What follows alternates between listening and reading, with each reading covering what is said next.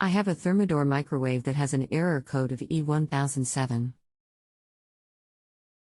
I'm trying to find out what the problem might be, and if I can fix it, or do I call for service, or replace the unit. How old is your Thermador microwave? 4 years. How long has this been going on with your Thermador microwave? What have you tried so far? Just started today. Cycled the breaker, error message returns. Anything else we should know to help you best? No. Hi, my name is. I have been in the repair field for over 20 years. I am sorry you are having issues. I will be glad to help you today. The issue very well may be the circuit board. There are components on the PCB, printed circuit board, that are called capacitors. They store power to start up different components.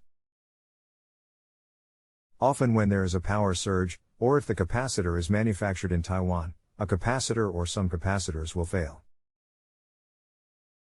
They are pretty easy to diagnose with a visual inspection of the board. The failed capacitor will be swollen on top or on the side, and when this happens they do not transfer power, and in turn the appliance does not come on. Most repair technicians will not just replace the capacitor on the board, with good reason, since the capacitor failure may be related to Taiwanese manufacturer, so more will fail soon, and the board will have to be replaced. Once the board is replaced, the appliance will resume normal function. If you often have power outages or power surges, I would recommend surge protection devices or surge protection outlets installed to protect any electronics in the home. Please let me know if my solution worked for you. Waiting for your reply. What does the error code E1007 actually mean? The answer you gave seems pretty generic. Tom. The error code is a circuit board communication error, generally indicating a failed control board. I asked if it is fixable by me, should I call for service, or replace the appliance? You never commented on that.